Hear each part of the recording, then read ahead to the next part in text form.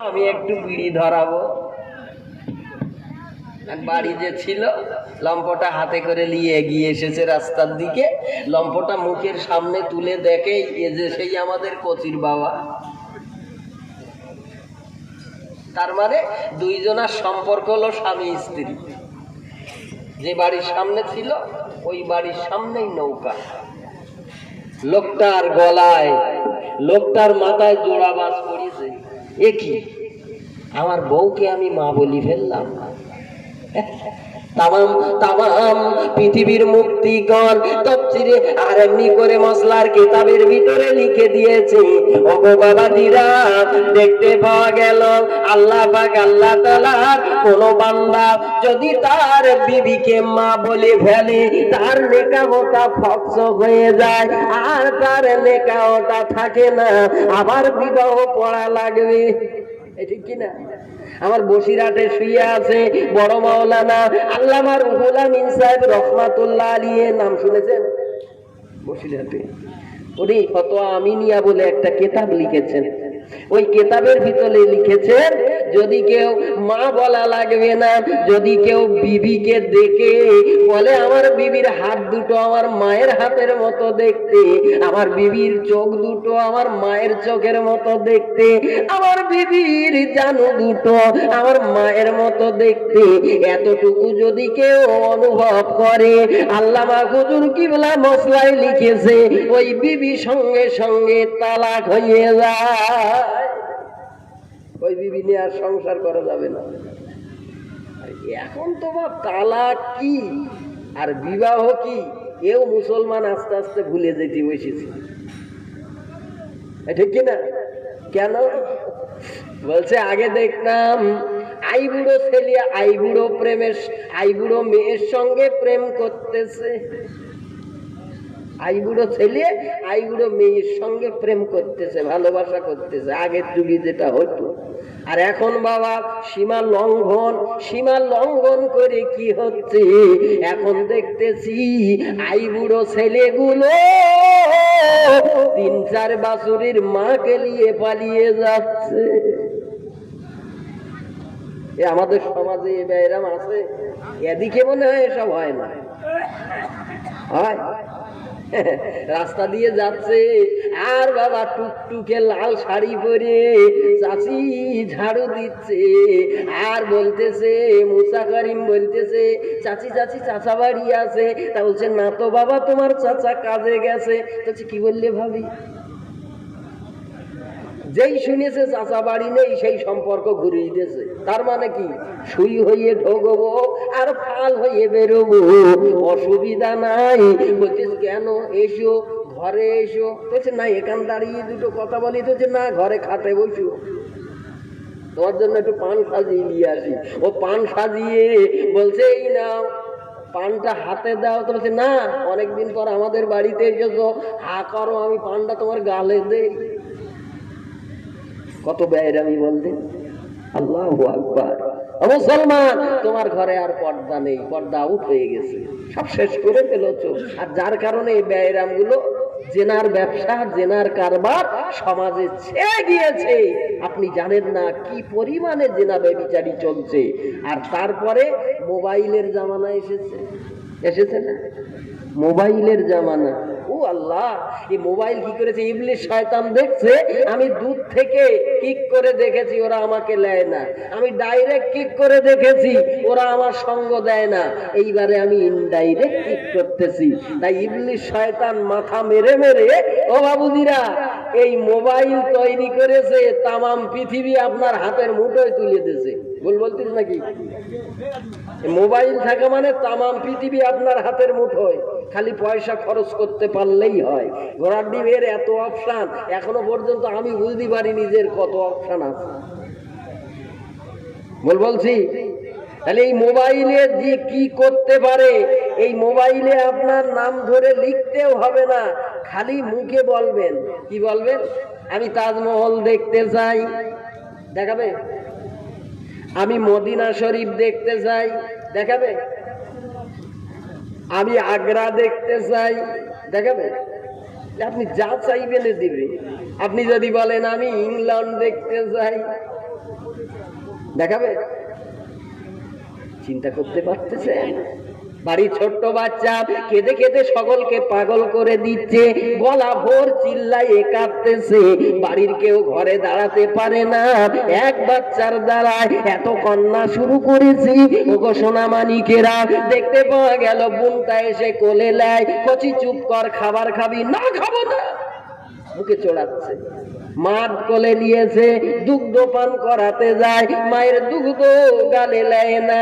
ও সোনামানিকেরা, যে সে আদর করে তাকে তার মুখে চড়া লাগায়, ওই বাচ্চাটা কিছুতে কান্না থামে না।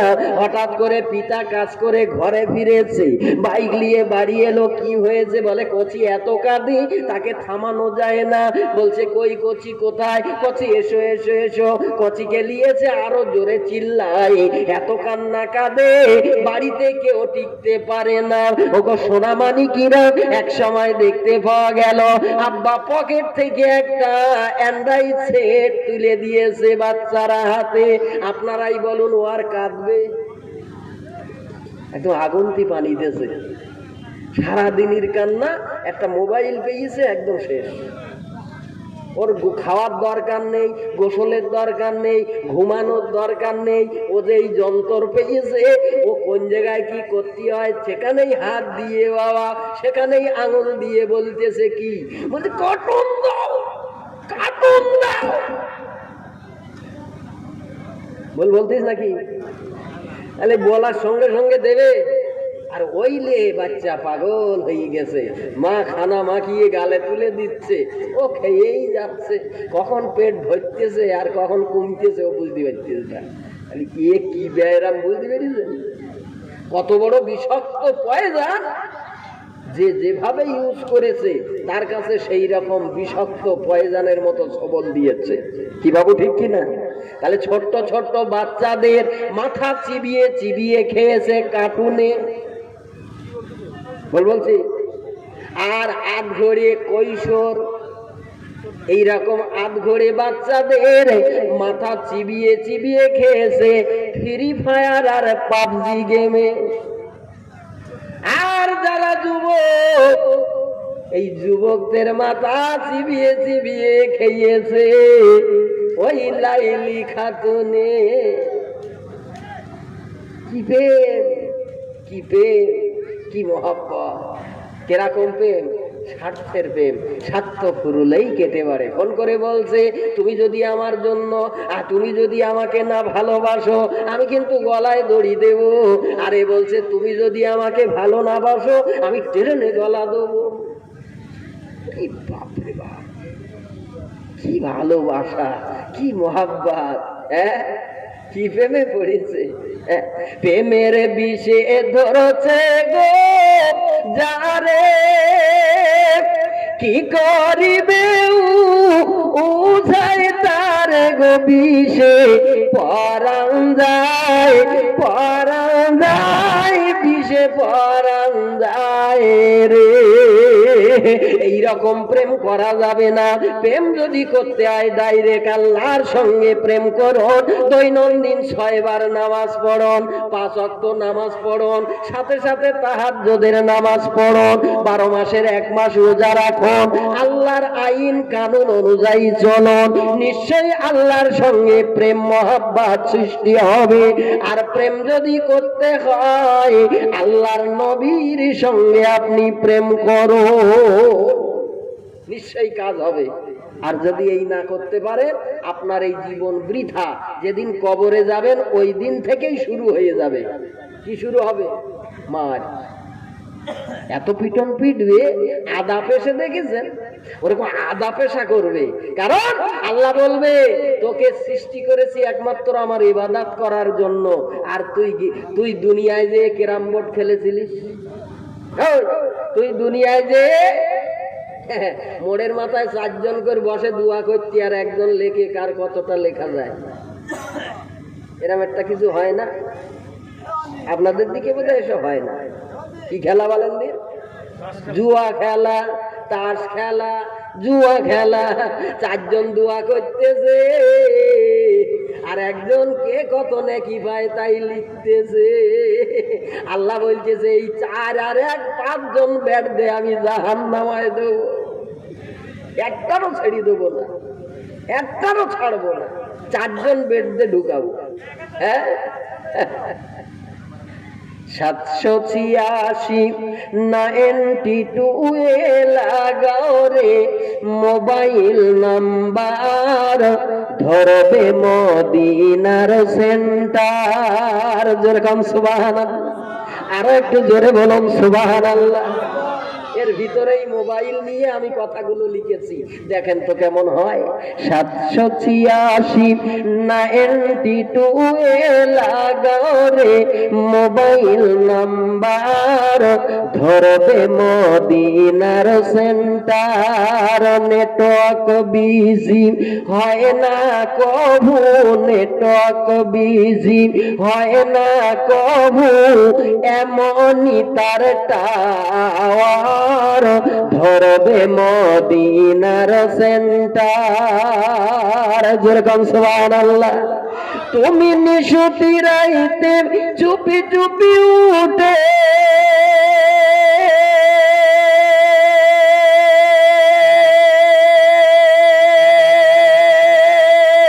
তুমি নিশুতি রাতে চুপি চুপি উঠে তাহাজ্জুদের নামাজ পড়ে,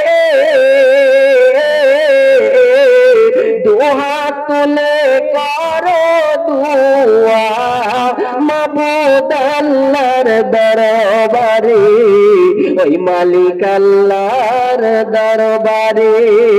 দোয়া কবুল হইবে তোমার, দোয়া কবুল হইবে তোমার, ওসিলা হইবেন নবী পাক, ধরবে মদিনার সেন্টার। 786 92 লাগাও রে মোবাইল নাম্বার, ধরবে মদিনার সেন্টার।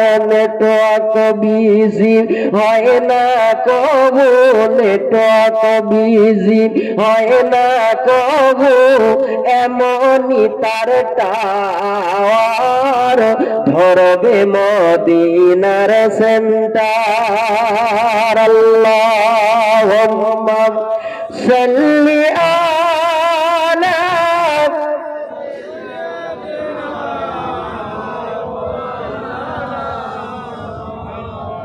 ওয়ালা আলি সাইয়্যিদিনা।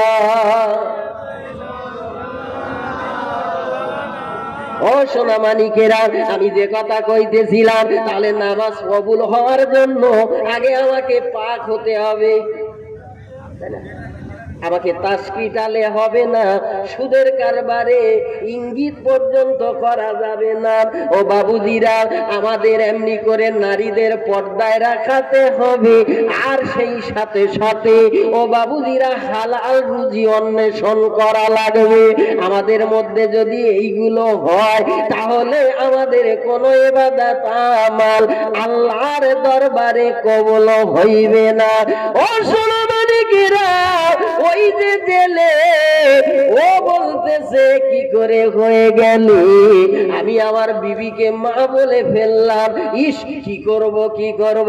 ওর বিড়িটা না মাথায় উঠে গেছে, ও আবার দৌড়ে দৌড়ে দৌড়ে দৌড়ে বেটার কাছে নৌকায় ফিরে গেছে।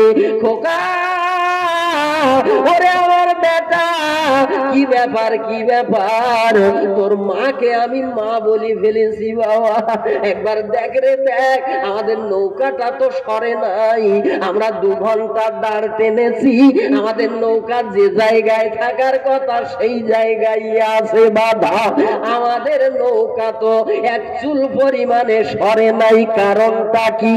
ছেলেটা চারিদিকে ভালো করে দেখি, নৌকা বাঁধতে গেলে দুই দিকে মোটা কাঁচি দিয়ে গেরাফিন মারতে হয়। নৌকার দুই দিকে মোটা কাঁচি দিয়ে যে গেরাফিন মারা ছিল, আরে নৌকা যখন ছাড়ছিল দুই বাপ বেটার কারো খেয়াল নাই রে আব্বা ওই গেরাফিন তুলতে। অতএব গেরাফিন মেরে দুই বাপ বেটা নৌকার দাঁড় টেনেছে। আপনারাই বলুন নৌকা কি সরিয়েছে? গেরাফিন মেরে যদি কেউ নৌকার দাঁড় টানেও সরে? মাথায় হাত দিয়ে বইয়েছে, এই জন্য চরম ভুল হয়ে গেছে বাবা। আমার সে গেরাফিন তুলতে খেয়াল নাই, এই জন্য তোর মাকে মা বলতে হলো। ইস কি বড় গোনা হয়ে গেল। তোর মা তো তালাক হয়ে গেছে, আবার কি করে কি করতে হয়, মুক্তির কাছে যেতে হবে। বাবুজিরা, আজ মুসলমান গেরাফিন মেরে রেখে ও কিন্তু আল্লাহর আমল করতে চাই। কি গেরাফিন মেরেছ? যদি বলেন আমি কি গেরাফিন মেরেছি, আমি গেরাফিন মেরেছি সামনে রমজানের রোজা আসতেছে, 20 তারাবির পর থেকে কদর শুরু হয় না? 21 তারাবির থেকে কদর আসে। ও বাপ, 20 তারাবি থেকে বাপ ভাইদের মসজিদে পাঠিয়ে দেয় তারাবি পড়ার জন্য, আর ভাবি মেয়েকে নিয়ে সেজে গুজে যায় মার্কেটিং করার জন্য।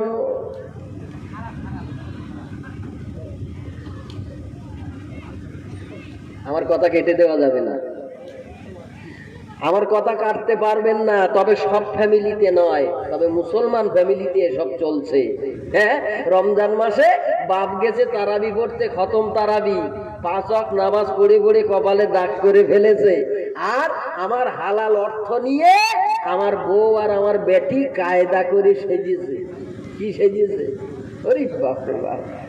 হ্যাঁ, লাম খালি মিম খালি, নুনির পেটে এক নোক্তা, মগুরু খোলার নিমতলা খালি, গোপালে দিয়েছে এক নোক্তা, আর খেজেছে কিরকম শুটিং শাটিং ফিটিং, কাঁধে মেরেছে সেফটি পিন এন্ড হকিন, 10 হাত কাপড় খোলা গাছের মতো জড়িয়ে নিয়েছে, কাঁধে নিয়েছে ফুটানিকা ডিব্বা ভ্যানিসি ব্যাগ, আর বাজারে যে ঘুরছে আর বলছে যুবকেরা ঘুরিয়ে ঘুরিয়ে যায়।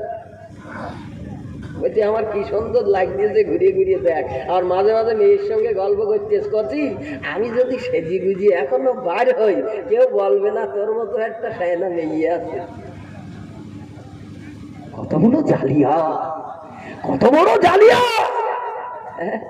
তুমি পর্দাহীন হয়ে তুমি মার্কেটিং করতেছো, করো, আর তোমার মেয়েটারও ট্রেনিং দিচ্ছ, তোমার মেয়েটার সাথে করে ট্রেনিং দেওয়াচ্ছ। দাও, খালা বুঝবা বেলা হইলে কবরে ঢোকো, আদা পেশা রাখো, ওই রকম আদা পেশা করে ছেড়ে দেবে, কেউ তোমাকে রেহাই করতে পারবে না। যে বাবু ঠিক না বল? হ্যাঁ ও বাবুজিরা, একটু মাথা ঠান্ডা করে ব্রেন ঘামিয়ে শুনুন, একটু মাথায় এই কথাটা রেখে দিন। আপনার রান্নাঘরে মোটা মোটা ট্যাংরা মাছ জাল দেওয়া আছে, আর হাড়ির সোরাটা আলগা করা আছে, রান্নাঘরের দরজা জানালা খোলা। আমার আপনার কর্তব্য কি? আমাদের কি করতে হবে?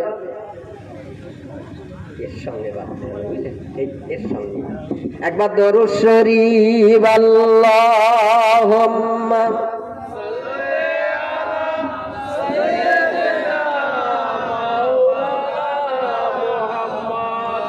ওয়া আলা আলি সাইয়্যিদিনা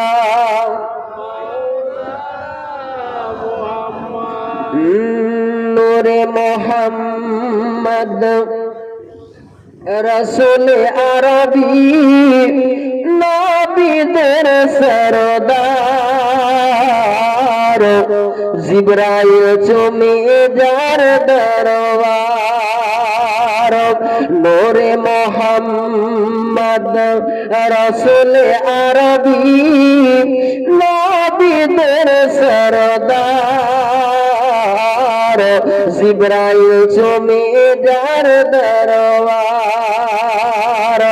লাম থেকে হয় লা ইলাহা, আলিফ থেকে হয় আল্লাহ, আর মিম থেকে হয় না নামে মোহাম্মদ যিনি রাসূলুল্লাহ শহীদে আজম ইমামে হুসাইন শহীদে আজম ইমামে হুসাইন নাসাতাহার জিবরাইল চুমে যার দরবার নূরে মোহাম্মদ রসুল আরবি নবীদের সরদার জিবরাইল চুমে যার দরবার আল্লাহুম্মা সাল্লি আলা সাইয়্যিদিনা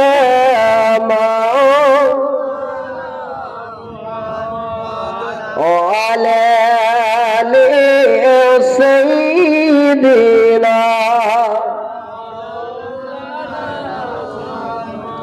ওগো মায়েরা ও আব্বু জানেরা তাহলে আপনার রান্নাঘরে ট্যাংরা মাছ জাল দেওয়া আছে আপনি কি করবেন আরে বিড়াল দুইটা এসে ডাকছে ম্যাও ম্যাও ম্যাও তোমার কর্তব্য কি তুমি করবা কি তুমি কি করো ওই ট্যাংরা মাছ জাল দেওয়া হাড়ির আরে মুখটা বন্ধ করে দাও ওর উপরে একটা সোরা দিয়ে দাও ওর উপরে একটা পাথর চাপিয়ে দাও আর রান্নাঘরের দরজা টেনে টেনে বেঁধে দাও ওই বিড়াল ডেকে ডেকে চলে যাবে ও আর কোনদিন তোমার রান্নাঘরের মাছ খাওয়ার আশায় আসবে না ঠিক কিনা এ যুগের মা বাপেরা তা করে না এ যুগের মা বাপেরা বলে ম্যাও আও খাও গল্প কইরা যাও তুমি আমাদের পাড়ার ছেলে কার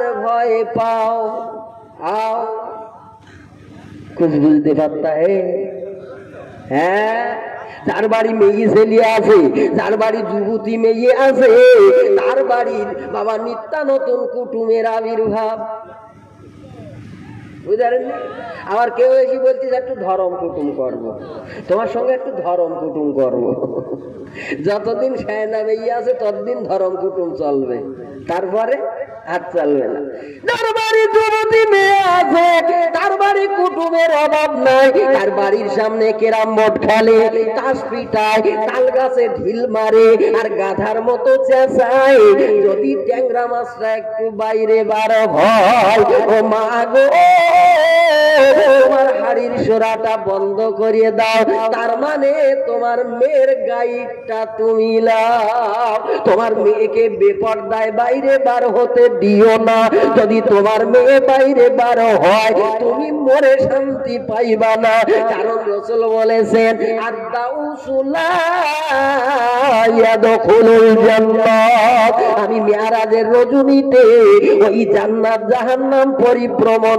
করিতেছিলাম আমি জান্নাতের দরজায় এই শব্দ লেখা দেখলাম আদ-দাউসুলা ইয়াদখুলুল জান্নাত আমি জিবরাইলকে জিজ্ঞাসা করলাম ও ভাই জিবরাইল একবার বলে দাও এইটা আল্লাহ লিখেছে কেন বলছে হুজুর দাউস কোনদিন জান্নাতে যাবে না আমার নবী বললেন ভাই জিবরাইল দাউস কারা বলছে দাউস হবে তারাই দুনিয়ায় যারা চার শ্রেণীর মেয়েকে পর্দায় না রাখতে পারবে একটা হলো নিজের বিবি একটা হলো নিজের মা একটা হলো নিজের বোন আর একটা হলো নিজের বেটি এই চার শ্রেণীর মহিলাদের যে গাত না করতে পারবে যে পর্দায় না রাখতে পারবে সে দাউস হয়ে জাহান্নামে যাবে সে কোনদিন জান্নাতে যাবে না জোরে বলো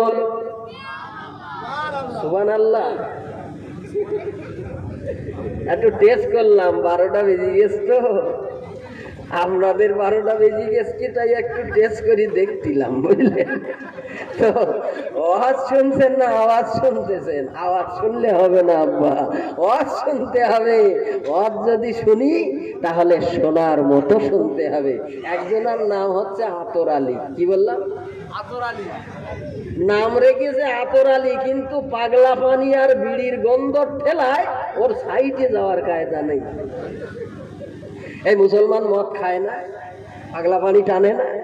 পাগলা পানি টেনে গায়ের জোর দেখাচ্ছে, কি বলতেছে সব বাপরে বাপ, তুই যাই সব ঘর বাড়ি ধরিয়ে ঠেলতেস, ঘর বাড়ি ধরি ঠেলতেস, বলের আন্দাজ পাচ্ছে না, এর নাম পাগলা পানি।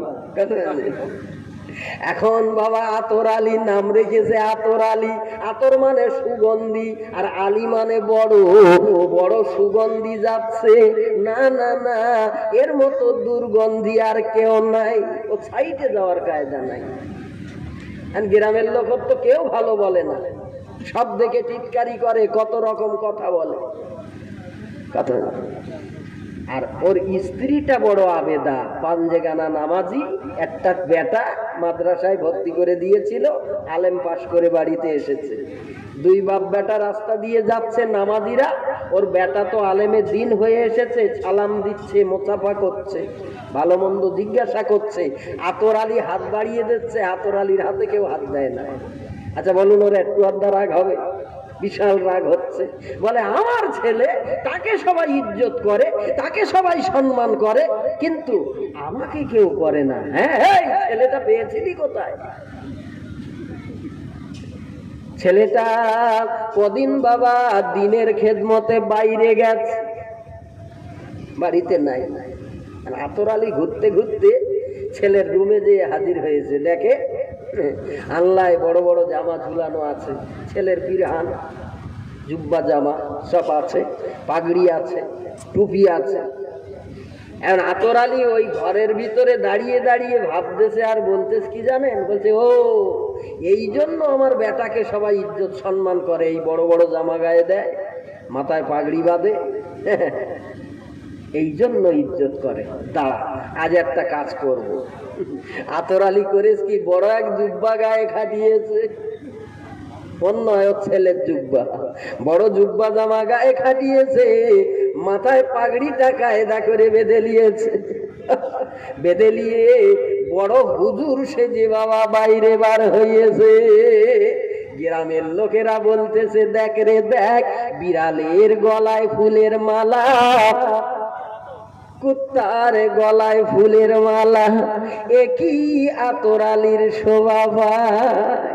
আতর আলী বলছে, জানি রে জানি, তোরা আমার চেনা পরিচিত লোক, তোরা আমার কেউ ইজ্জত সম্মান দিবি না, তবে যেদিকে গেলে আমার ইজ্জত সম্মান দেয় আমি সেই দিকে যাইতে চাই। এই না বলে দক্ষিণ মুখ বাবা ও হাঁটতে শুরু করেছে। বেশ কিছু দূর হেঁটে হেঁটে হেঁটে হেঁটে গিয়েছে। আসরের টাইমে এক ওই মাছের চাষ করে, দেখেছেন? ফিশারি, ঘের ভেড়ি এরকম আছে, আমাদের দিকে খুব হয়। এখন ওই এরিয়া দিয়ে দুই দিকে সব মাছের কারবার, রাস্তা হচ্ছে মাঝখান দিয়ে, ওই রাস্তা ধরে যাচ্ছে একজন ঘের মালিক, বাইকে আসতেছিল। দূর থেকে দেখি বলতেছে, উরি বাপরে বাপ, আজমির শরীফের হুজুর আসতেছে। ও মোটর সাইকেল রেখেছে, দূরেতে রেখেছে, বুঝলেন, রেখে দাঁড়িয়ে পড়িয়েছে, কড়কড়ি 500 টাকার নোট একটা হাতে লেছে, লেগে বলছে, সালাম দিয়েছে, দিয়ে বলছে, হুজুর আমার ঘের বাড়ির ব্যবসা, মাছের ব্যবসা, হুজুর এই 500 টাকা রাখেন, আর আমার ঘের ভেড়ির ব্যবসার জন্য একটু দোয়া করিয়ে দেন। যাও বাবা, আল্লাহ ভালো করুক। ও দোয়া আর কি দেবে? বলছে আল্লাহ ভালো করুক, যাও। আতর আলী মনে মনে করতেছে, গ্রামের লোক যদি পেতুম, ওদের একটু বুঝিয়ে দিতুম, দেখ কি সম্মান ইজ্জত করতেছে, শুধু সালাম দেয় না, শুধু হাতে হাত দেয় না, আবার 500 টাকাও দেয়। দেখ, আরো এগিয়ে যাই, নিশ্চয়ই আরো সম্মান পাবো। আরো এগিয়ে গেল, কিছু দূর যে বাবা মসজিদ প্রাঙ্গণে 3 রাস্তার মোড়, ওইখানে চায়ের দোকানে মুসল্লিরা বসে আছে। আর এই হুজুর রাস্তা দিয়ে যাওয়া দেখে মুসল্লিরা সব উঠে দাঁড়িয়ে পড়েছে, সালাম দেয়, হাতে হাত দেয়, হুজুরের বুকে বুকে মোয়ানেকা করে, হুজুরকে বুকে চেপে ধরে, হুজুর আসেন আসেন, দোকানে আসেন, চা খান, হুজুর পান খান, হুজুর আর কি খাবেন বলুন।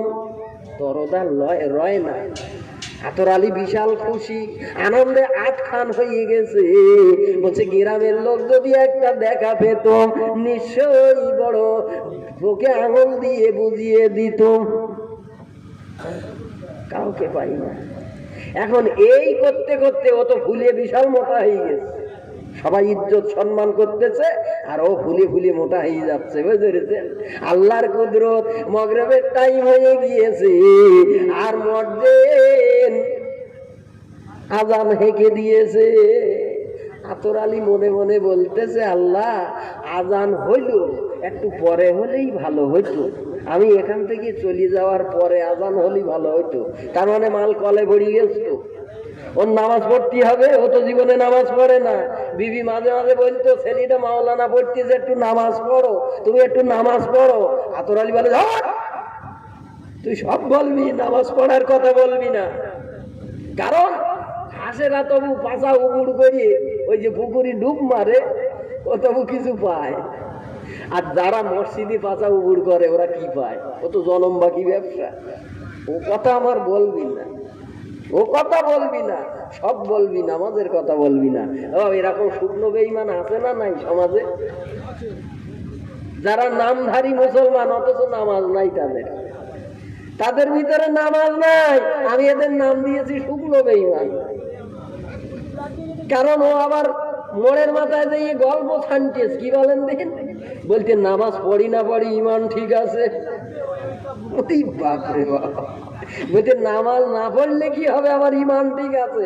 আচ্ছা নামাজ পড়ে না, আমার ইমান কি আছে?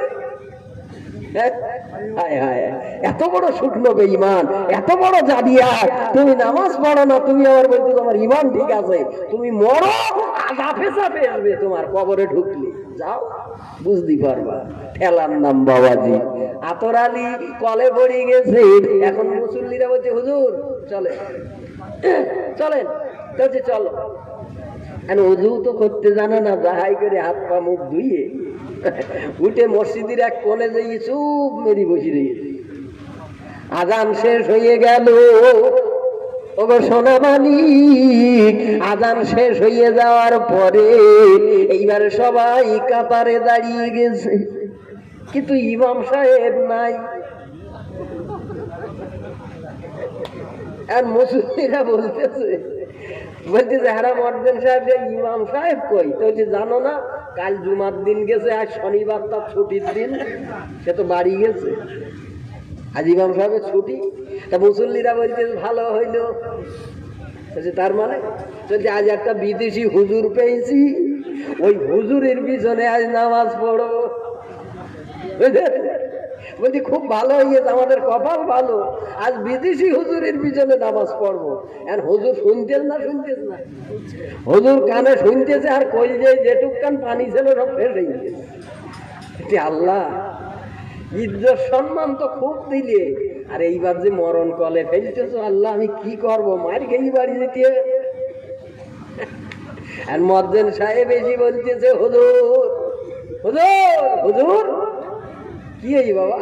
বলছে আমাদের ইমাম সাহেব নাই, সবাই রাজি, সবাই খুশি যে আমরা বিদেশি হুজুরের পিছনে আজ নামাজ পড়বো। তো হুজুর আপনি একটু চলো।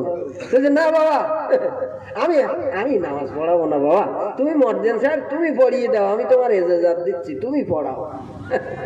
বলছে আমি তোমার হুকুম দিচ্ছি, তুমি পড়িয়ে দাও গে।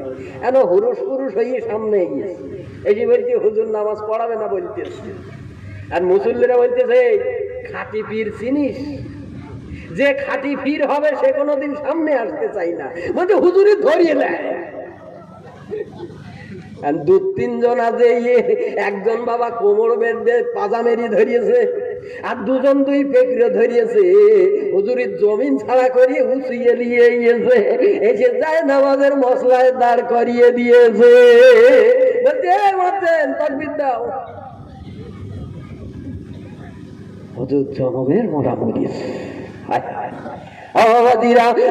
এইবার একামত দেয়, একামত শেষ হয়ে গেল, বাড়ি এসে মাওলানা ছেলে নামাজ একটু আড্ডা পড়তো, ও তো কানুন নিয়ে শুনতো, কি বলে না বলে একটু শুনি, একটু আড্ডা মনে আছে, তাই দিয়ে শুরু করিয়েছে। যেই বাবা একামত শেষ হয়ে গেছে, ও দিল আল্লাহু আকবার কইয়া আল্লাহু আকবার বলি হাত বেঁধেছে। এবার কেরাত করতেছে আলহামদুলিল্লাহি রাব্বিল আলামিন ওয়ালা দাল্লিন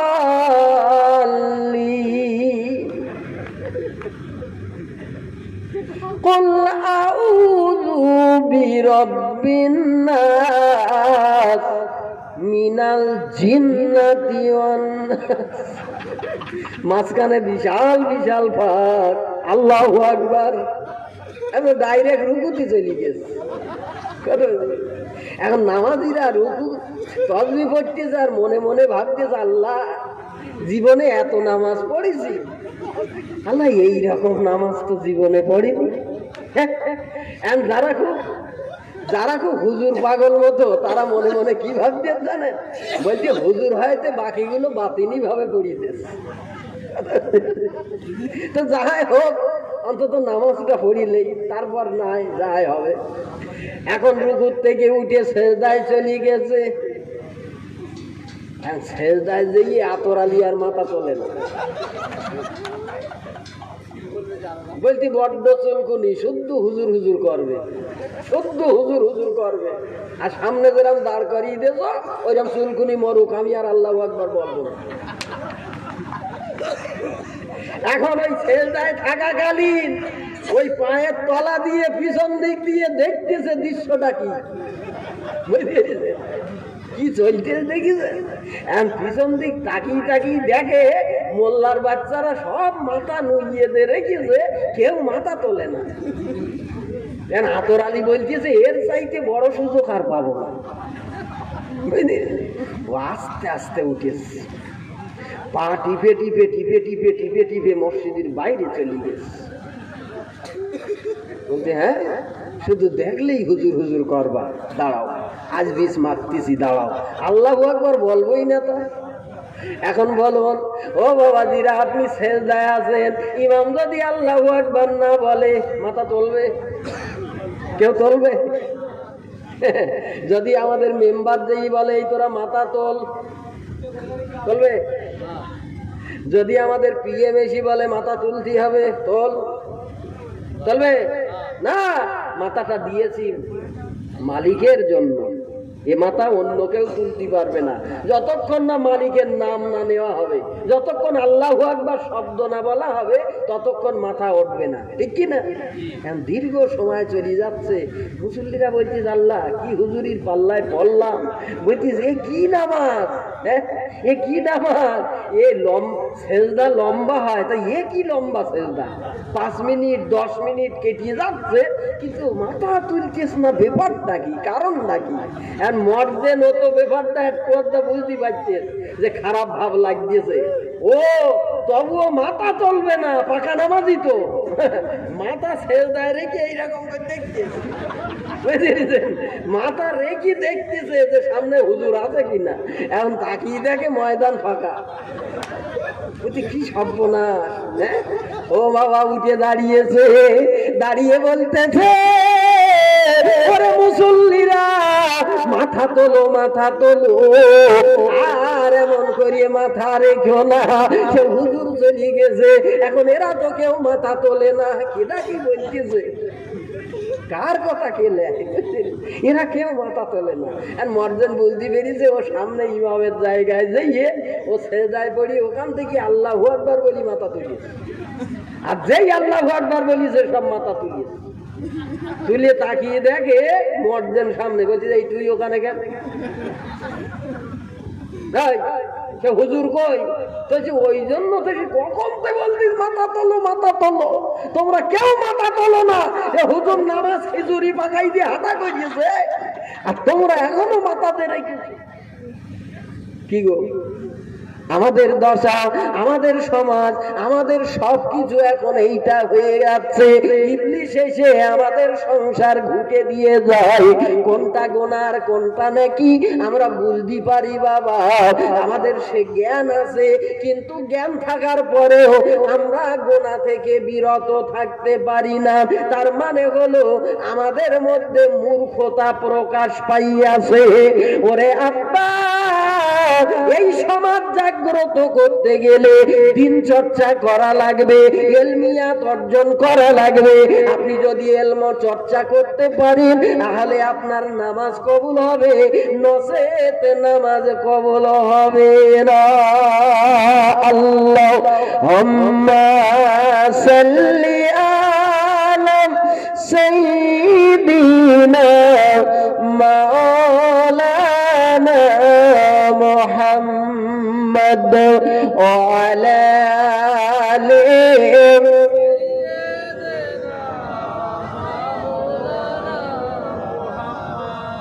জামানা দিওয়ানা ও গো মা আমিনা, জামানা দিওয়ানা ও গো মা আমিনা, তোমার লালের নাই তুলনা মাগো, তোমার লালের নাই তুলনা। আমার নবী জন্ম নিলেন যেদিন মক্কায়, শুকনো গাছে ফুল ফুটিল মরু সাহারায় মাগো, মরু সাহারায় আদব সহকারে নূর নবীজিকে ঘিরে ফেরেশতারা সালাম জানায় মাগো, তোমার লালের নাই তুলনা তুলনা। জামানা দিওয়ানা ও গো মা আমিনা, তোমার লালের নাই তুলনা গো, তোমার লালের নাই তুলনা। মেঘে মাথায় সা করি রোদ না লাগে গায়ে, গরম মরু পায়ের তলায় শীতল হইয়া যায় মাগো, শীতল হইয়া যায়। জোরে কম সুবহানাল্লাহ, আরো জোরে কম সুবহানাল্লাহ। আমার নবী কত বড় রহমতি নবী। নবী ফাঁকা মাঠে যখন চলতো তখন মেঘগুলো নবীর মাথার উপরে ছায়া করে রাখতো, বলো। আর নবী গরম বালুতে পা দিত, বালুটা গরম থাকতো, আল্লাহ সঙ্গে সঙ্গে বালি জমিনকে বলে দিত, হে জমিন, আমি দোজাহানের বাদশা আমার দোস্ত তোমার বুকে কদম রাখবে, তুমি আমার দোস্তের জন্য শীতল দায়ক ঠান্ডা হয়ে যাও, বলুন সুবহানাল্লাহ। তাই কবির ভাষায় কবি বলছে কি, মেঘে মাথায় ছায়া করি রোদ না লাগি গায়ে, গরম মরু পায়ের তলায় শীতল হইয়া যায় মাগো, শীতল হইয়া যায়। নোরানি বদনে হাওয়া চলে সনসনে, খেজুর পাতা হেলায় সাবধানা মাগো, তোমার লালের নাই তুলনা তুলনা। জামানা দিওয়ানা ও গো মা আমিনা, তোমার লালের নাই তুলনা মাগো, তোমার লালের নাই তুলনা। আল্লাহুম্মা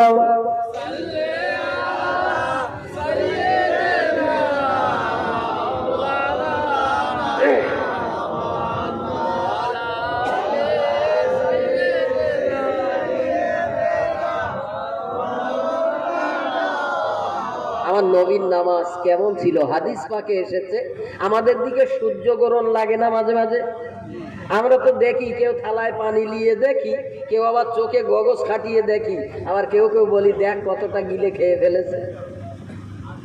আমার রাসূল বলেছে, হাদিস পাকে এসেছে, যখন সূর্য গ্রহণ হয় ওটা ভালো নয়, ওটা মুসিবতের সময়, তোমরা ওই সময় 2 রাকাত করে নামাজ পড়ো, বিপদ মুসিবতের নামাজ পড়ো। আমার নবীর জামানায় এক সময় সূর্য গ্রহণ দেখা দিয়েছে। নবী সাহাবীদের লইয়া নবী আমার নামাজ পড়বি 2 রাকাতের নিয়াত করে দাঁড়িয়ে গেলেন আব্বাজান। হঠাৎ করে দেখতে পাওয়া যায় আরে আমার নবী নামাজের অবস্থায় তাহারিমা ছেড়ে দিলেন। আমার নবী আস্তে আস্তে আগাইয়া গেলেন, আস্তে আস্তে আগাইয়া যে আমার নবী যেন কি একটা, আমরা যেমন গাছ থেকে কিছু হাত লম্বা করে পারি ওই রকম হাত লম্বা করে করে আমার নবী যেন কি একটা পারতেছে, সাহাবীরা সবাই তাহারিমা বেঁধে দাঁড়াইয়া আছে।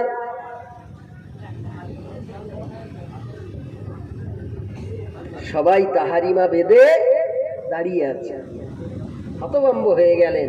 নবী নামাজের মধ্যে তো এমনটি কিছু করে না, এটা কেন করলো? কেন এই দৃশ্য আমরা দেখছি? জীবনে তো এমন দৃশ্য কখনো দেখিনি। হুজুর কিছুক্ষণ ওই কিছু একটা পাঠতে যে হুজুর পিছিয়ে এলেন, আবার নামাজের মধ্যে প্রবেশ করলেন, আবার তাহারিমা বেঁধে 2 রাকাত নামাজ সমাধা করলেন।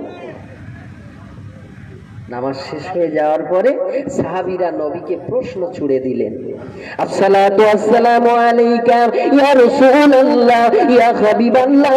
হুজুর আপনি বলে দিন, হুজুর আপনি জানিয়ে দিন, হুজুর এতকাল আপনার পিছনে নামাজ পড়েছি, আপনি ইমামতি করেছেন, আমরা ইক্তেদা করেছি। হুজুর মসজিদ নববীতে আপনি 5 জায়গায় নামাজের ইমাম, আপনার পিছনে আমরা নামাজ পড়ি, জীবনে এমন নামাজ আমরা দেখি নাই। হুজুর আপনার ভিতরে আমরা এমন দৃশ্য কেন দেখলাম? হুজুর নামাজে থাকতে থাকতে আপনি তাহারিমা ছেড়ে দিলেন, আপনি একটু আগাইয়া গেলেন, আবার কি যেন গাছের থেকে পাড়া মতো আর 2টা লম্বা করে কি একটা পাড়িতে ছিলেন। হুজুর আপনি একবার বলে দিন, কিসের জন্য এমন আপনার সূরাত আমরা দেখতে পাই?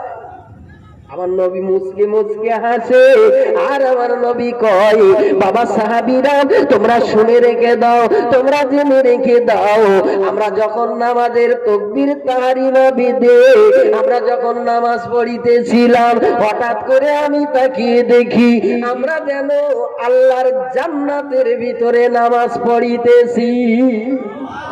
আর একটু জোরে বলেন না। মুসলমান, তুমি নামাজ পড়ো আর ব্যবসা চিন্তা করো। নবী নামাজ পড়ছে যেন জান্নাতের ভিতরে নবী চলে গেছে। আর সেই নবীর উম্মত মোরা, আমরা কি অনুভব করি? আমরা নামাজ পড়ছি, হিসাব করছি, নামাজ পড়ছি কে কোন জায়গায় কোন মেয়ে কোন কায়দায় দেখেছি এটাও মনে করতিস। বুঝতে পারেননি? রাস্তার ধারে কল আছে, 18 বছরের যুবতী মেয়ে কলে পানি নিতে এসে, আর ইমাম সাহেব জোহরের নামাজ পড়াবে বলে হুড়মুড় করে যাচ্ছে, তাড়াতাড়ি টাইম হয়ে গেছে। আর যেই মেয়েটার চকচকি হয়েছে ইমাম সাহেব, মেয়েটা ইমামকে দেখেই চোখ মেরে দিচ্ছে। ইমামের গালে এক গাল মাছি। আল্লাহ, এ কি? এ তো কিয়ামতের আলামত। আল্লাহ, ইমামকেও বাদ দিচ্ছে না। আল্লাহ, এ কি জানতো না, এ কি জ্বালায় পড়েছি। ওর শুধু ওই চিন্তা, ওই টেনশন হচ্ছে যে যুবতী মেয়ে সে আমার দিকে চোখ মারলোটা কি করে। জামাতে দাঁড়িয়ে গেছে, জোহরের নামাজ কত রাকাত ফরজ? 4 রাকাত না? এখন 4 রাকাত ফরজ নামাজ পড়তে যাইয়ে 3 রাকাতে সালাম ফিরিয়ে দিয়েছে। তার মানে ওই টেনশন কাজ করতেছে। ইমাম সাহেব 3 রাকাত হইয়েছে না 4 রাকাত হইয়েছে বুঝে উঠতে পারেনি, 3 রাকাতেই সালাম ফিরিয়ে দিয়েছে। একজন বলতেছে, ইমাম সাহেব হুজুর নামাজ হয়নি, 3 রাকাত হইয়েছে। আর হুজুর ওই অবস্থা আবার উঠে পড়িয়েছে, উঠে 4 রাকাত নামাজ সমাধা করি বলতেছে, কেডা কথা কইল নামাজের ভিতরে, তার নামাজ হয়নি। আচ্ছা, এক ইবলিশ কত জায়গায় দাগা দিচ্ছে বুঝতে পেরেছে? হ্যাঁ, সমাজ গেল রসাতলে, গেল না? সমাজ রসাতলে গেছে, বুঝতে পারছি। মাথা চুল পাকিতেছে, গালের দাঁত পড়ে গেছে, এখনো হুজুরের হুরুস রয়। ও বাবা, না না না, দুনিয়ামুখী হওয়া যাবে না। আল্লাহ রাসূল বলল, আমি জান্নাতের ভিতরে প্রবেশ করে দেখি আল্লাহ পাক আমাদের সামনে বিরাট বড় একটা আঙ্গুরের বাগান ফিট করে দিয়েছে। বিশাল আঙ্গুর বাগানে আমি প্রবেশ করেছি। ওই আঙ্গুর বাগানে এত আঙ্গুর ফলিয়ে আছে, আর আমার সামনে যে আঙ্গুর গাছটি আছে ওই আঙ্গুরের মাঝখানে বিশাল বড় একটা আঙ্গুরের থলি আমার সামনে পড়েছে। আমি মুহাম্মাদুর রাসূলুল্লাহ সাল্লাল্লাহু আলাইহি ওয়াসাল্লাম, আমি আর কিছু অপেক্ষা না করে, আমি কোনো চিন্তা ভাবনা না করে আমি আস্তে আস্তে আগাইয়া গেলাম।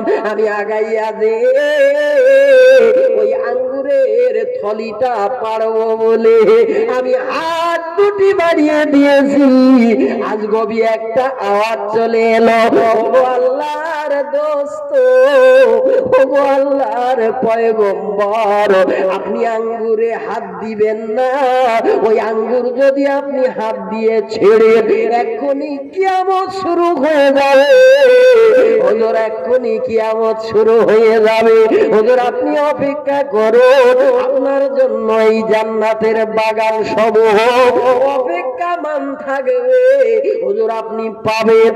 আজকের এই আঙ্গুর ভক্ষণ করা যাবে না।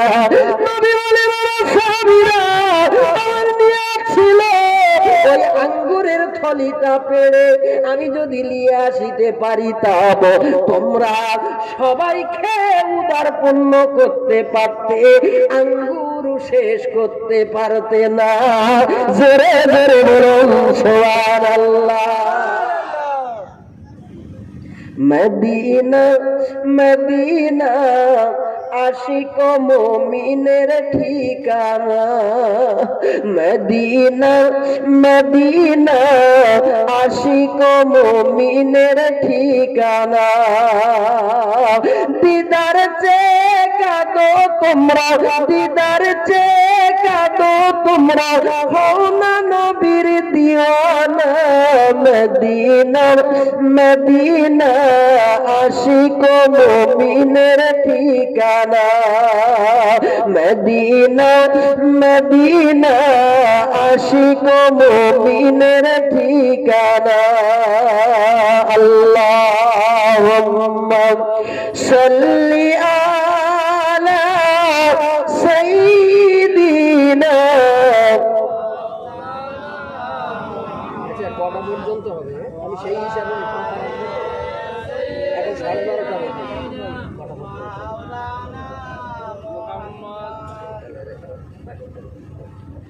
মাশাআল্লাহ। ও বাবুজিরা, আপনাদের কষ্ট হচ্ছে না তো? ব্যথা পাচ্ছেন না তো? আপনাদের আমি শিক্ষার জন্য বলি, হাদিসে মুসলিম শরীফের ভিতরে এসেছে, দয়ার নবী হাবিবুল্লাহ বিশ্ব নবী রাসূলুল্লাহ সাল্লাল্লাহু আলাইহি ওয়াসাল্লামের দ্বিতীয় খলিফা, যার নাম ছিল হযরতে ফারুকে আযম আমিরুল মুমিনিন ওমর রাদিয়াল্লাহু তাআলা আনহু। ও সোনা মানিক, এই হযরতে ওমর তার আমলে অর্ধেকটা পৃথিবী সে জয় করে নিজে অর্ধেক পৃথিবীর খলিফা বেনে গিয়েছিল। তিনি শুধু রাজকর্ম কাণ্ড চালাতেন না, তিনি মাঝে মাঝে ছদ্মবেশে নিজে এলাকায় পরিভ্রমণ করতেন।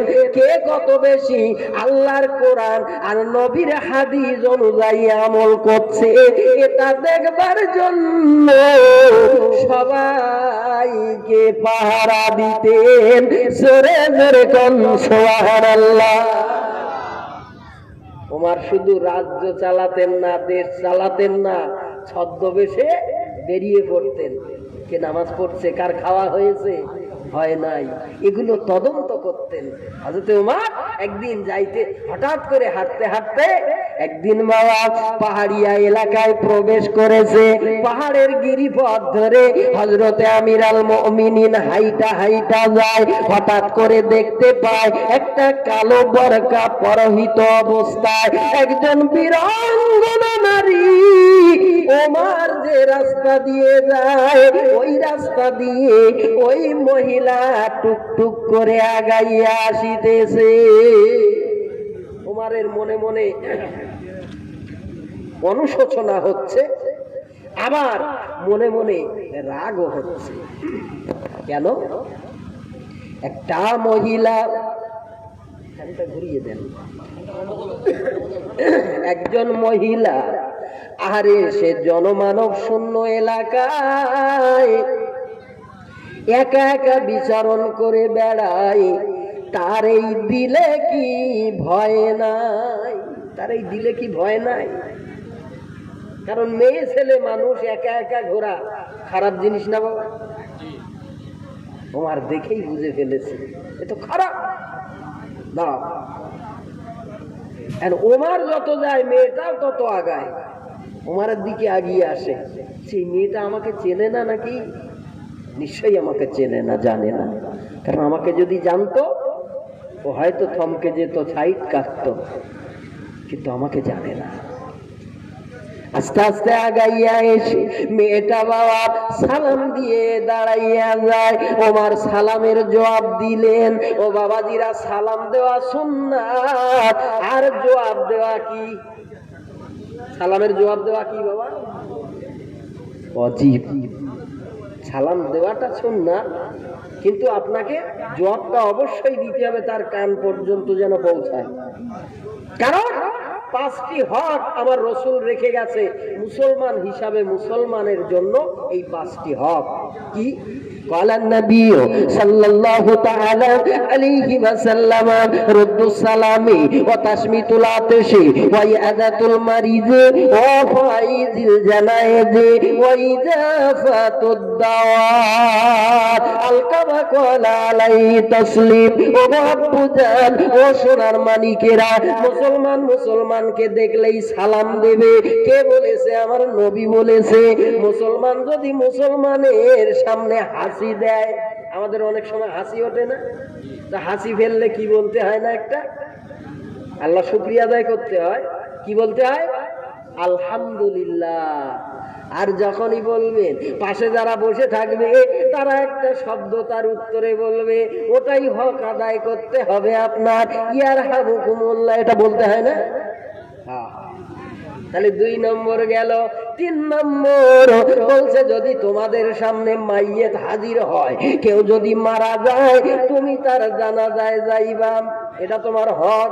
4 নম্বর ও বাবুজিরা, 5 নম্বর, যদি মুসলমানকে দাওয়াত দেয়, সে যেন অবশ্যই দাওয়াতটি কবুল কইরা নেয়। জোরে জোরে বলুন সুবহানাল্লাহ। ও সোনার বন্ধুরে, আমিরাল মুমিনিন খলিফাতুল মুসলিমিন হযরতে ওমর রাদিয়াল্লাহু তাআলা আনহু এইবারে সালামের জবাব দিয়া কয়, ওরে মেয়ে, তোমার স্পর্ধা তো কম নয়। কি ব্যাপার, কি ব্যাপার? তুমি একা একা এই জনমানব শূন্য এলাকায় একা একা ঘুরে ঘুরে বেড়াইতেছ, তোমার দিলে কি ডর নাই? তোমার দিলে কি ভয় নাই? আল্লাহর ভয়টা নাই?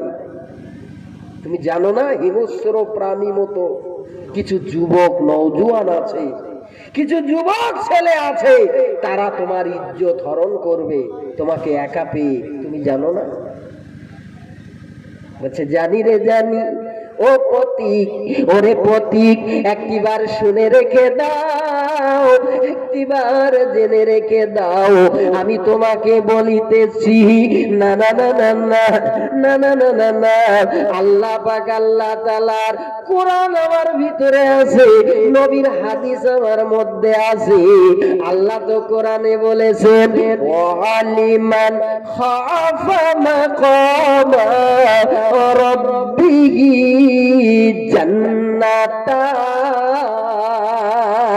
জোরে বলো, আর একটু জোরে বলুন না। আল্লাহ কি বলছে? আল্লাহ বলছে, ওয়ালিমান খাফা মাকামা রাব্বিহি জান্নাতান। যার এই দিলে, যার এই অন্তরে আমি আল্লাহ আমার ডর, আমার ভয় কাজ করে, আমি আল্লাহ আমার ভয় যে করে, আমি আল্লাহ তাআলা তাকে বলে দিলাম, অন্তর দিয়ে যারা আমার ভয় করলো দুনিয়ায়, তাদের জন্য জান্নাতে আমি 2টি স্পেশাল ঘর বানিয়ে দিলাম। জোরে জোরে বলুন সুবহানাল্লাহ। বাবারকে দিকে ওই মহিলা কয়,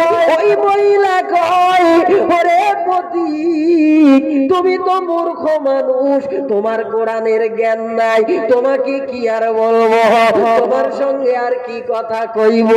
না না না না না, তুমি তোমার কাজে যাও, আমি আমার কাজে যাই, অনর্থ দাঁড়িয়ে আর কথা কইব না। ওমর বলে, রে মেয়ে, একটাবার সে তো নাই হলো, একটাবার বলো তোমার বাড়ি কোথায়, তোমার নাম কি, তোমার পরিচয়টা কি, আমি একটিবার জানতে চাই। মেয়েটা বলে, তোমার আসপর্দা তো কম নয়, তুমি এক ফকির মুসাফির মানুষ, আর এমন মূর্খের মতো তুমি প্রশ্ন করো, আমার পরিচয় জেনে তোমার কি লাভ হবে? আরে মিয়া, তুমি একজন পুরুষ আর আমি একজন নারী, তুমি জানো না আমার রাসূল হাদিসে বলেছে, যে জায়গায় একটা নারী আর একটা পুরুষ নির্জনে দাঁড়াইয়া দাঁড়াইয়া কথা কয়, ওই জায়গায় দুইজনা থাকে না, ওই জায়গায় আরো একজন এসে হাজির হয়ে যায়। কে সে? ইবলিস, শয়তান। ওয়ালা তাত্তাবিউ খুতুওয়াতিশ শাইতান। শয়তান ক্ষতি করার জন্য তোমার সামনে এসে যাবে, এসে ও গুড় মাখাবে। গলাটা বসে যাবে, ফ্যানটা হয় বন্ধ করে, নইলে আপনার গা ঘামে ঘামে।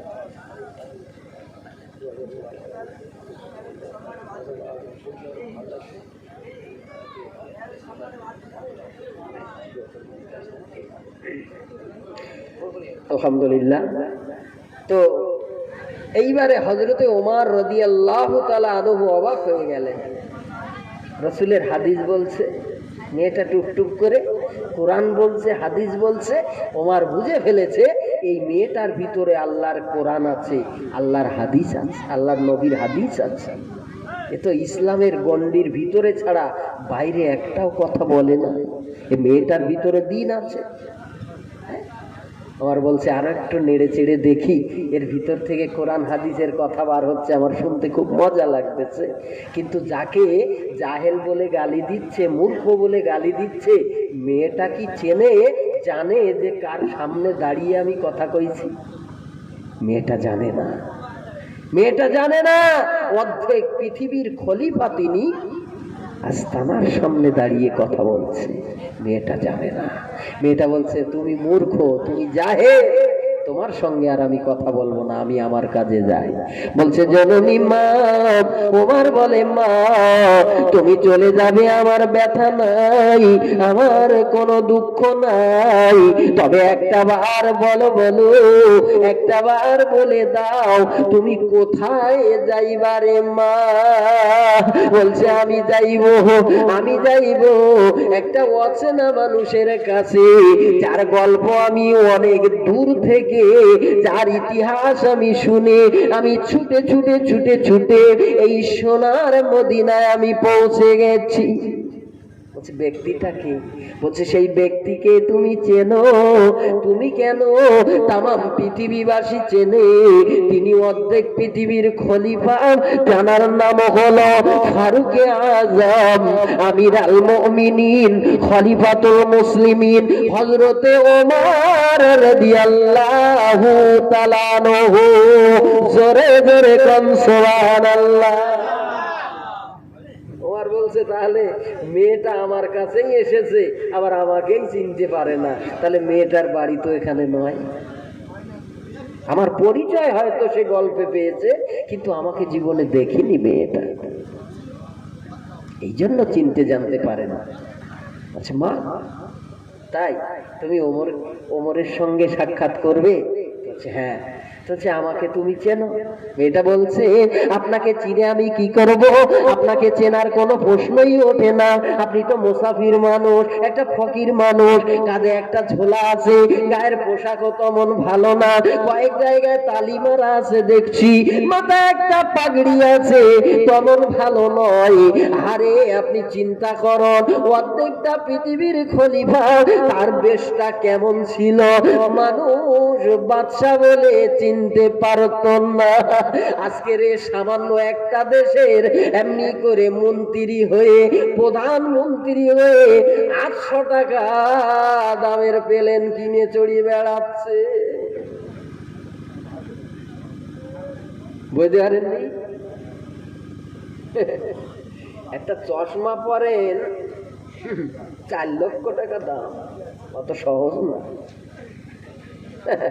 যে পোশাকটা গায়ে দিয়ে বার হয় 7 লক্ষ টাকা মূল্য তার। মনে করেছে?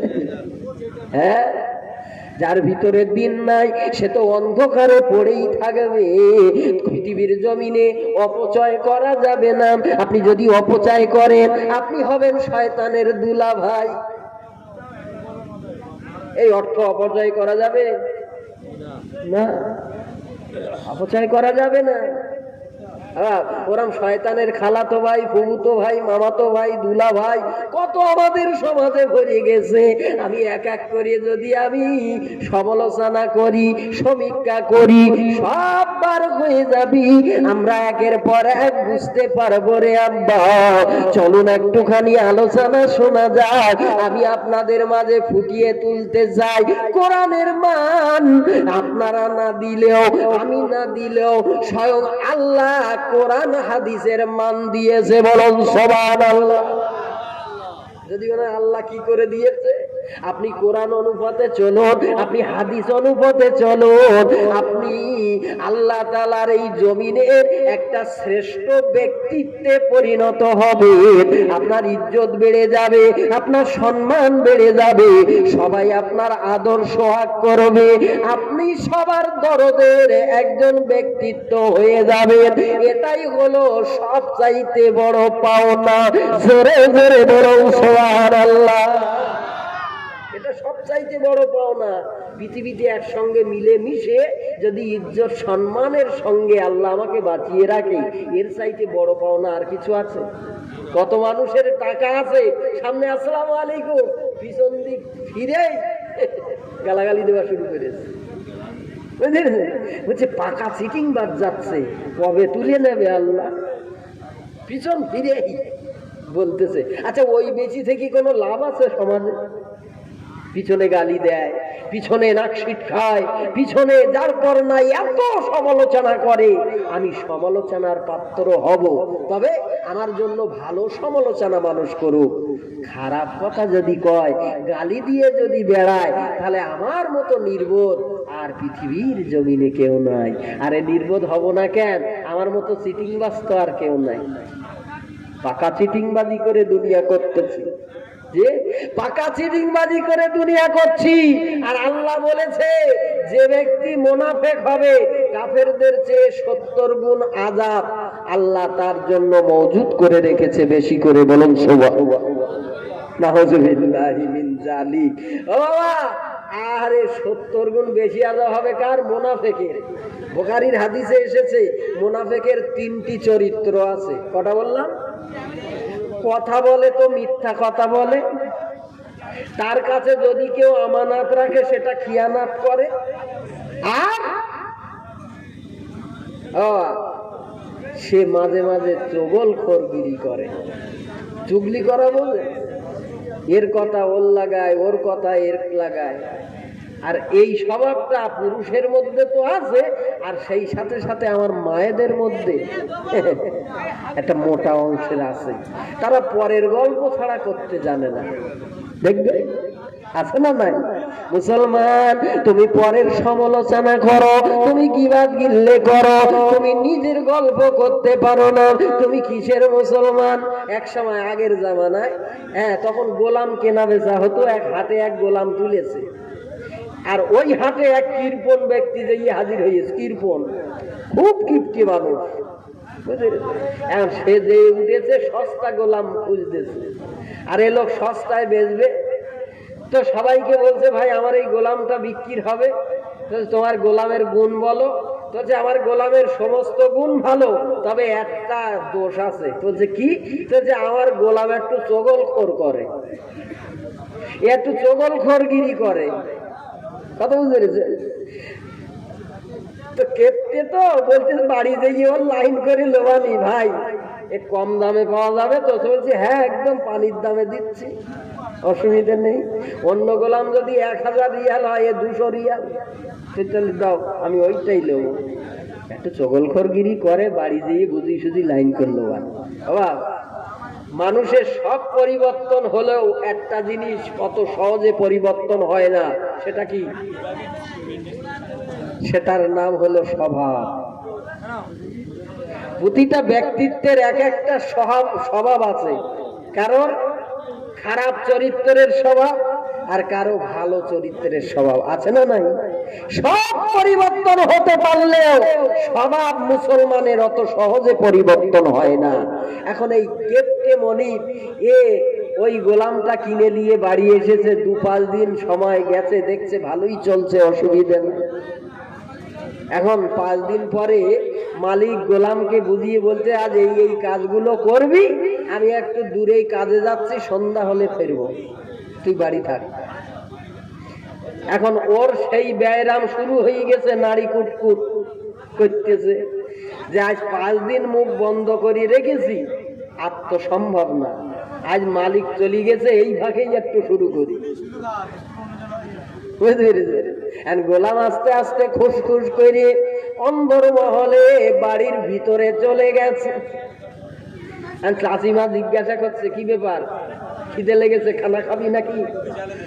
খানা তো খাবো, একটা চিন্তায় পড়েছি চাচিমা, মারাত্মক চিন্তা। তো বলছি, চিন্তা রোগ মহারোগ, খারাপ রোগ, বাবা চিন্তা পুষিস না, কি ব্যাপার, কি কথাটা কি, কি চিন্তাটা কি? তো চিন্তাটা আমার জন্য করি না, চিন্তাটা তোমার লিয়ে। মেয়ে ছেলে তো। চাচিমা বলতেছে, আমার নিয়ে কি চিন্তা তোর, তুই এলি তো 5 দিন মাত্র। তো ওই জন্যই তো মুসিবত, এই 5 দিন অল্প দিন এসেছি বলে কিছু বলতে পারতিস না, তোমার নিয়ে ঘটনাটা শুরু হয়ে গেছে। এমনি কিছু আপনি শুনবেন না, ভালো থাকবেন, আর যদি কিছু শোনেন আর যদি বলে যে থাক এই পর্যন্ত, এরকম একটা হবে না? গোলাম বলতে, থাক চাচিমা, শুনিয়ে লাভ নেই, মন খারাপ হয়ে যাবেন, ওই পর্যন্ত থাক। চাচিমা বলতে, কিছু টাকা রেখে দেবা, তুই বল কি হয়েছে, কি ঘটনা ঘটতেছে, একটু বল। গোলাম বলতেছে, চাচিমা 5 দিন আপনার বাড়ি এসেছি, 5 দিনই আমি দেখেছি, 5 দিন আমার চোখে একটা ঘটনা ঘটেই চলেছে। বলছে কি? বলছে চাচাজিকে দেখি প্রতিদিন ওই উত্তর পাড়ায় ওই সকিনা বলি একটা বিধবা মেয়ে আছে, ওই সকিনার সঙ্গে প্রেম শুরু করেছে, ভালোবাসা করছে। আমি ভাবলাম চাচিমার মতো সুন্দরী মহিলা থাকার পরেও চাচাজি কিনা ওই বিধবা সকিনার প্রেমে পড়েছে। যেই এই কথা বলেছে, চাচিমার মাথায় জোড়া বাজ পড়বে না বাবা, ওর মাথায় বাজ পড়িয়েছে, বুঝতে পেরেছে, সহ্য করতে পারছিস না। কি বললি এ, তুই কি বললি? হ্যাঁ, কি করবো বল দিন বাপ, এই বাচ্চা তুই আমার কি কথা শোনালি? তো যে সব ঠিক হয়ে যাবে, একটা কাজ তোমার করা লাগবে। তো যে কি? বলছে 1002 টাকা লাগবে, আর চাচাজির এই দাড়ির একেবারে এই গলার দিকের গোড়ার দিকে 2টো দাড়ির চুল লাগবে, ওই দিয়ে তাবিজ করিয়ে এনে দেবো, রোগ ভালো হয়ে যাবে। কি বুঝলেন? বলছি বাপ তুই তাই করে দিয়ে, আজকেই আমিও দাড়ির চুলির ব্যবস্থা করতে দেবো, অসুবিধা নাই। চাচিমা একটা ধারালো অস্ত্র ঠিকঠাক করে রেখে দিয়েছে, বিছানার তলায় রেখে দিয়েছে। আর চাচাদি সন্ধ্যার সময় ফিরবে, আর ফেরার আগে এই গোলাম অর্ধেক রাস্তায় এগিয়ে যে দাঁড়িয়ে আছে, চাচাকে ওই রাস্তায় ধরবে। চগলখুরি কারে বলে আজ বুঝিয়ে যাব, একটু বুঝে নেন, মাথায় নেন কথাটা। এইভাবে সমাজটা শেষ হয়ে যাচ্ছে। কেতাবের মধ্যে দেখিতেছিলাম ওই গোলাম আস্তে আস্তে এগিয়ে গেল, চাচাজি বাড়ি ফিরিতেছে, হাত দুটি লম্বা করে দাঁড়িয়ে গেল। চাচাজি দাঁড়িয়ে যান, বাড়ির দিকে এখন যাবেন না, মুসিবত চলতেছে। তার মানে আমি দেখেই তো অবাক, আপনার বাড়ি কোনো কিছুর অভাব নেই, চাচিমার কোনো কিছুর অভাব রাখেননি, কিন্তু সেই চাচিমা, আমি নিজের বিশ্বাস করতে পারতিস না চাচিমা। আপনি দেখবেন জগলখোরেরা এমন ভাবে কথাগুলো বলে, একদম মনে হবে ও একদম কোরআন ছুঁয়ে বলতেছে, একদম সত্য কথা বলতেছে। এই ছেলেটা, ওই গোলামটা বলছে, চাচা থাক থাক থাক, বলা বলির দরকার নেই, চলুন বাড়ি যাই। ওই যে তুলে দিয়েছে, বুঝতে পেরেছে, ওই যে সুদ তুলে দিয়েছে, চাচাজি আর ঠিক থাকতে পারছিস না, বলছে না কি হয়েছে তুই তুলি বল দিন দেখি, এই নিয়ে কিছু টাকা রাখ বল। টাকা দেখলে তো সবাই পাগল, ঠিক কিনা? আর ও তো ওই খুঁটিতে গুড় মাখাবে বলি গিয়েছে, বুঝতে পেরেছেন? ও বলতেছে চাচাজি বাড়ির দিক সাড়ে সর্বনাশ শুরু হয়েছে। তার মানে তাহলে চাচিমা, ওই চাচিমা ওই পাড়ার আব্দুল জলিল, ওই আব্দুল জলিলের প্রেমে পড়িয়েছে। আজকের ঘরের ভিতরে তুমি সারাদিন বাড়ি নাই, আজ ঘরের ভিতরে সারাদিন ওরা দুটো পড়ে টালটু মালটু করিয়েছে। আর খুশখুশ করিয়ে যা যা বলিয়েছে আমি মাঝে মধ্যে কান পেতে শুনেছি। চাচা তোমার খুন করার চক্রান্ত শুরু হয়ে গেছে, কারণ একমাত্র ওদের পথের কাঁটা তুমি।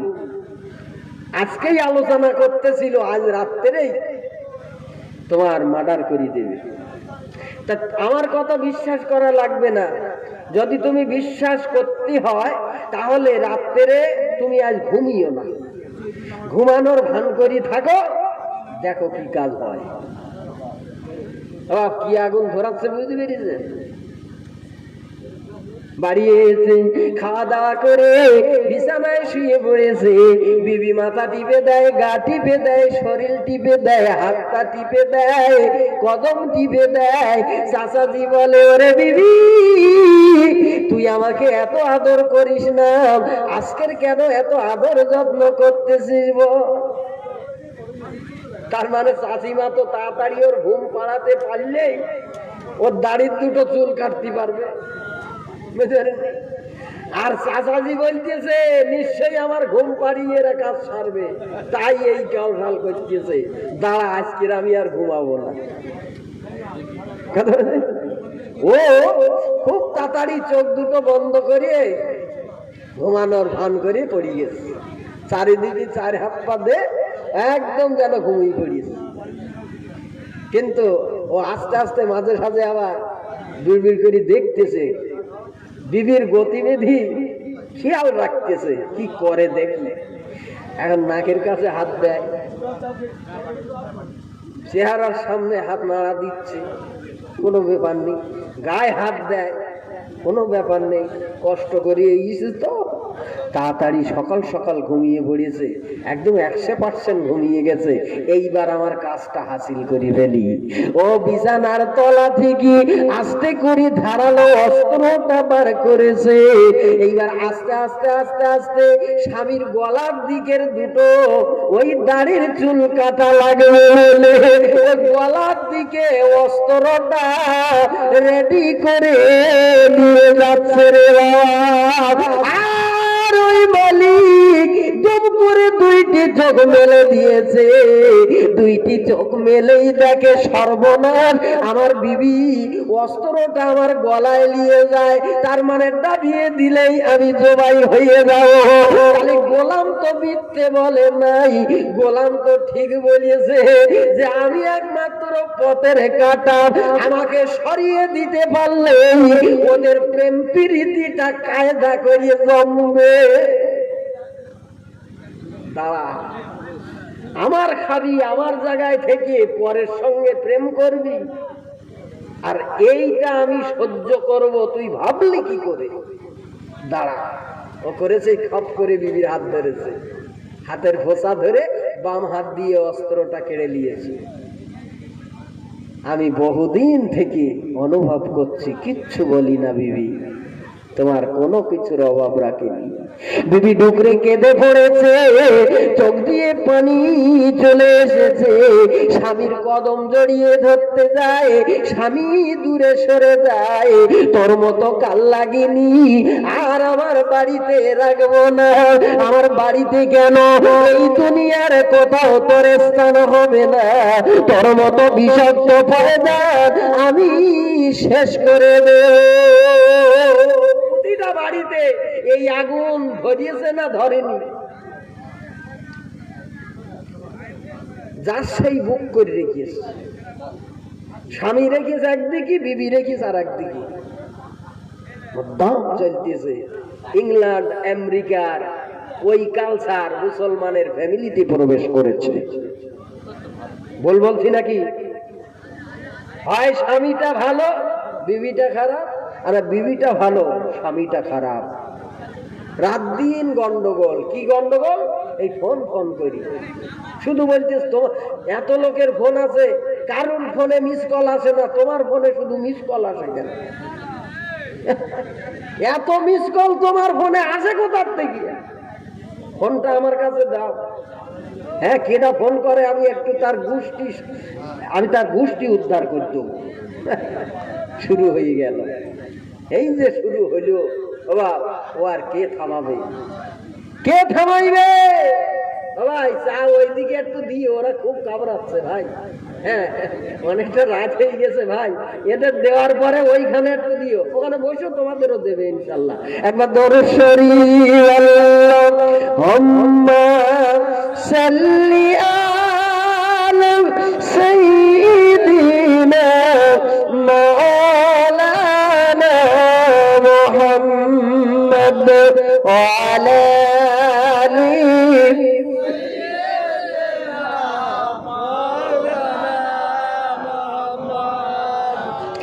ভোরের আকাশে পাখিরা ডাকি, নবীর নামে তারা দরুদ শোনায়। জোরে কান সুবহানাল্লাহ। ভোরবেলা পাখিরা কিচিরমিচির করে, এটা আওয়াজ করে না, ডাকাডাকি করে। আমরা মনে করি ওরা ঝগড়া করতেছে, না, ওরা ওদের ভাষায় মালিকের প্রশংসার গান গায়। ওরা ওদের ভাষায় আমার রসুলের উপরে দরুদ শরীফ পড়ে যায়। বলুন সুবহানাল্লাহ। তাই কবি বলছে, ভোরের আকাশে পাখিরা ডাকি, নবীর নামে তারা দরুদ শোনায়। ওগো চাঁদ তুমি বলে দাও, আমার নবীজি কোথায়? ওগো চাঁদ তুমি বলে দাও, আমার নবীজি কোথায়? কোথায় গেলে পাবো নবীকে মোরা? কোথায় গেলে পাবো নবীকে? পাক নবীর নূরের দিদার।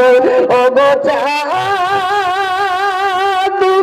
তুমি বলে দাও, আমার নবীজি কোথায়?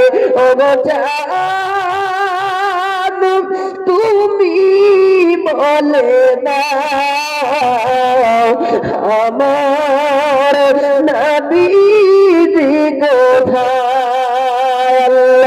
আল্লাহুম্মা সাল্লি আলা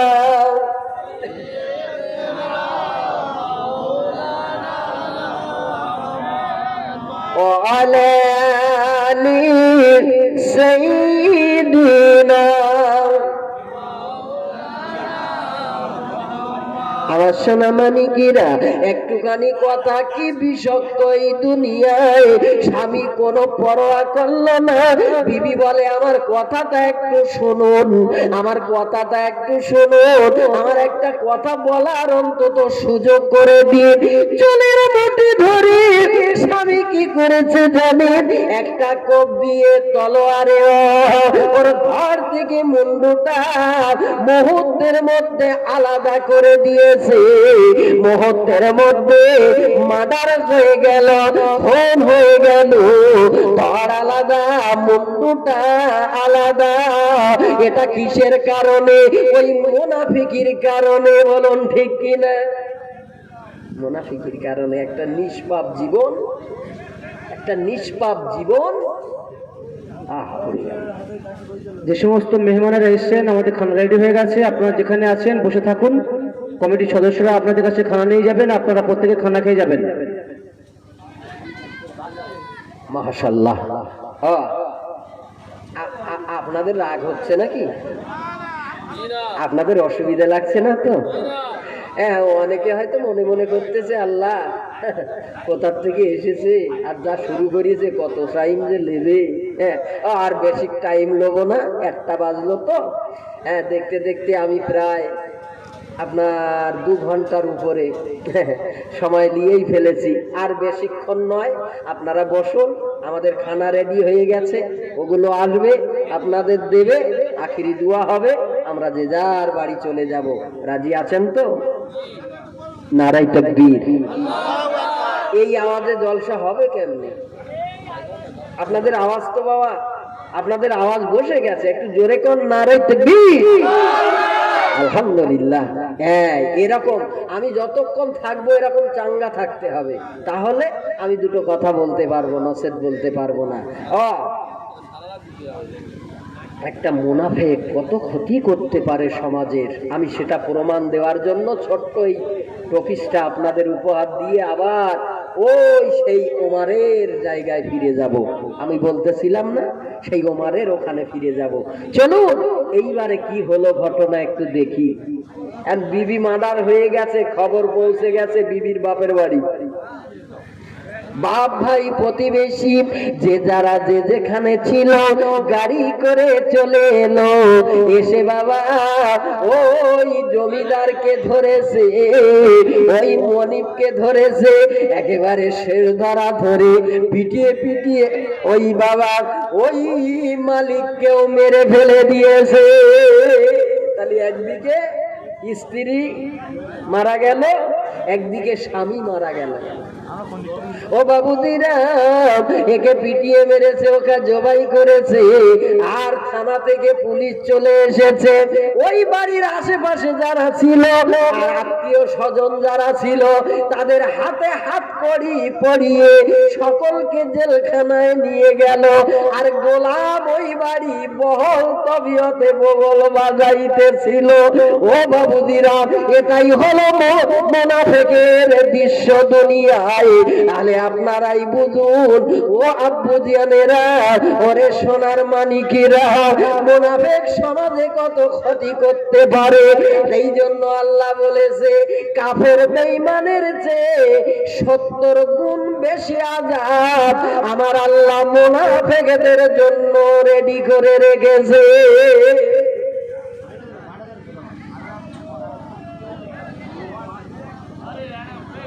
তাহলে মুনাফিকি করা যাবে? মুনাফিকি করা হারাম, হারাম, হারাম। এই স্বভাব যদি আমাদের থাকে, আমরা এই স্বভাব পরিবর্তন করে আমরা আল্লাহমুখী হব, ইমানদার মুত্তাকি বেনে যাব, এটাই নিয়াত করুন এই মাহফিল থেকে। তাহলে এই মাহফিল শোনা, রাত্রি জাগরণ করা, এটা আমাদের সফলতা আসবে, তাহলে এটাই আমাদের সার্থকতা হবে। আর যদি যেমন ছিলাম তেমনই থাকি, পরিবর্তন না হয়, তাহলে আমাদের কোনো কিছু হবে না। চলো না গাইয়া যায়। হযরত ওমর রাদিয়াল্লাহু তাআলা আনহু ওই মেয়েটাকে বলে দিলেন, আর বিলম্ব করলেন না, ওগো জননী, একবার চেয়ে দেখো, তাকিয়ে দেখো, যাকে তুমি ফকির ভাবতেছো, যাকে তুমি মুসাফির বলে বলে দেখো, যাকে এতক্ষণ এত গালাগালি করো, এত কড়া কড়া কথা বলো, সে যে তোমার সামনে দাঁড়িয়ে আছে, তিনি অন্য কেউ নয়, তিনি হলেন একমাত্র অর্ধেক পৃথিবীর খলিফা হযরতে খাত্তাবের পুত্র ওমর রাদিয়াল্লাহু তাআলা আনহু। জোরে বলেন সুবহানাল্লাহ।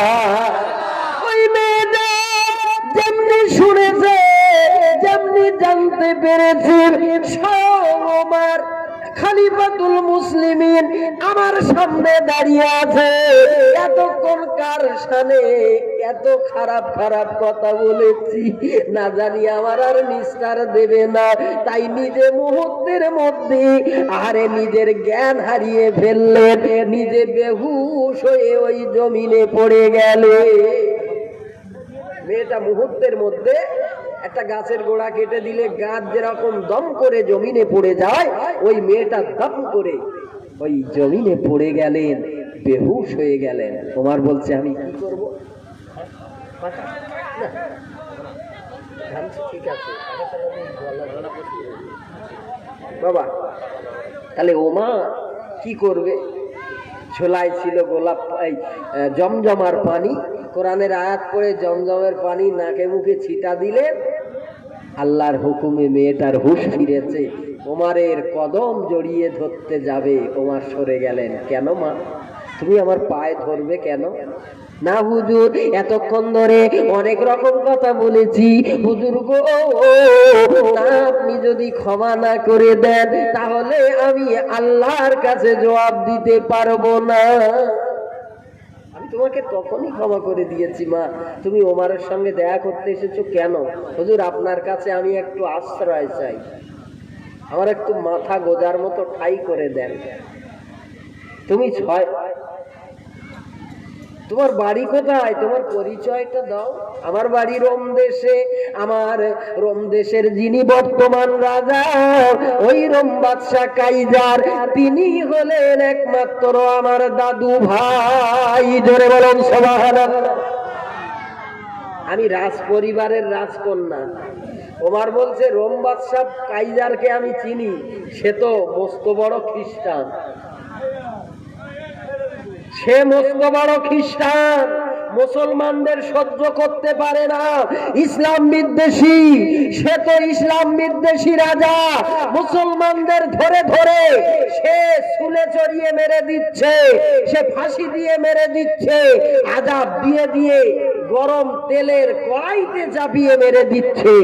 আর তুমি সেই পরিবারের মেয়ে হয়ে বরখা পরে তুমি মদিনায় চলে এসেছো, ব্যাপারটা কি?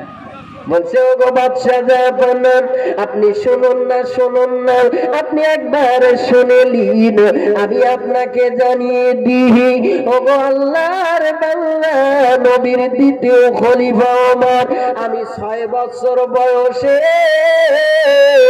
আমি কলেমা পড়ে মুসলমান হয়ে গিয়েছিলাম বলে ওই রোম বাদশা কাইজার আমার আপন দাদু ভাই হলে কি হবে, আমাকে কয়েদ করে দিল 12টি বছর, আমি জেলখানায় কয়েদি হয়েছিলাম।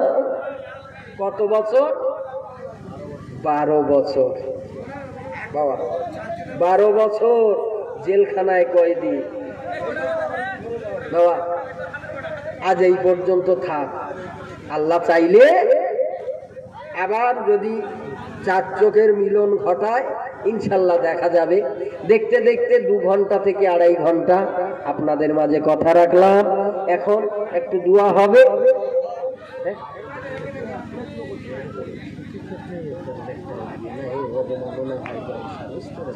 সেই জন্য যদি একটু পরে দিতে তাহলে আমি চালিয়ে দিই।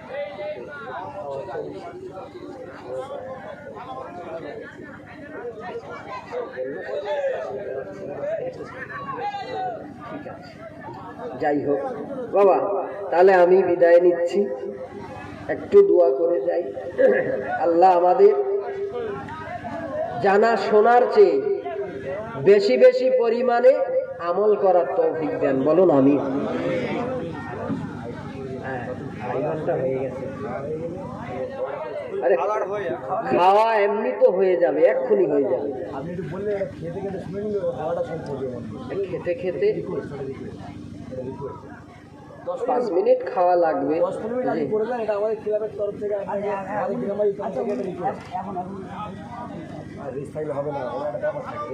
ভালো হচ্ছে, কিন্তু এই খাওয়া আপনারা খাচ্ছেন আর এখানে বায়ান হবে, এটা খাওয়ার সময় কথা বলা যায়? তাহলে কথা বলা যায় না তো কথা শোনা যাবে? তাও তো যাবে না, তাই না? তাহলে এই যে এটা যদি একটু পরে দিত তাহলে আমি ওটুকু বলে দিতাম, কথা বুঝতে পেরেছেন? ওটুকু বলে দিতাম, যেহেতু দেওয়া হয়ে গেছে, এটা সুন্নাতের খেলাফ, সেই জন্য আমি আর বাড়তে পারছি না। যাক, হয়ে গেছে, এটা জানে না বলে বাচ্চারা, এরা জানে না তো, এই জন্য হয়ে গেছে। তো যেটা হয়ে গেছে বাদ দিয়ে দেন। আমরা খানাটা মোটামুটি জলদি খেয়ে নিই, খানাটা খাওয়ার পরেই আমি একটু দোয়া করে দেবো, ইনশাল্লাহ যে যার বাড়ি যেয়ে আরাম করবেন। মাশাআল্লাহ, সবাই আমরা খাওয়া দাওয়া করে নিই, আমি ততক্ষণে একটু রেস্ট নিই, আপনারা খেয়ে নিন।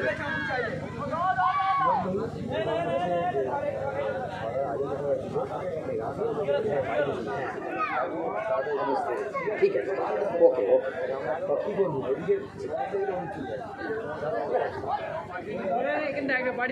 অনেকক্ষণ, প্রায় 2.5 ঘন্টা আমি কথা রেখেছি। আমি যদি এখনো 1 ঘন্টা কথা রাখি, এই আলোচনার উপরে এখনো 1 ঘন্টা কথা রাখা যাবে, কিন্তু ঘুম নষ্ট করে, ফজরের নামাজ নষ্ট করে বায়ান করা এটাও সমীচীন নয়। যদি সারা রাতের প্রোগ্রাম হতো, যেমন কাল যেখানে ছিলাম ওই রাজারহাট এলাকায়, ওখানে আমি সারা রাত জলসা করেছি, আপনার 1:30টায় উঠেছি আর একেবারে ফজরের আজান পর্যন্ত ওখানে কথা বলে শেষ করে ফজরের নামাজ পড়ে বাড়ি চলে গিয়ে আমার যে যার বাড়ি চলে গিয়েছিল। ওরকম যদি হতো ঠিক হতো, কিন্তু এটা তো সারা রাতের প্রোগ্রাম নয় রে বাবা, 12টা পর্যন্ত হবে এরকম নিয়াত ছিল, কিন্তু বায়ানের জন্য আস্তে আস্তে বেড়ে গেছে 1 ঘন্টার উপরে। যে তাহলে সারা রাত তো না, মাথা খারাপ, আমি 10:30টায় উঠে সারা রাত করবো।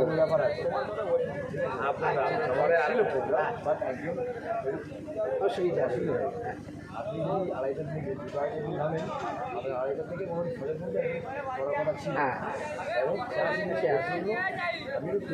আমি না আর টানবো না, এই হ্যাঁ ঠিক আছে, খেয়ে নিই বাবা, খেয়ে নেন, সুস্থ হয়ে খেয়ে নেন, খাওয়ার পরেই একটু দোয়া করে যে যার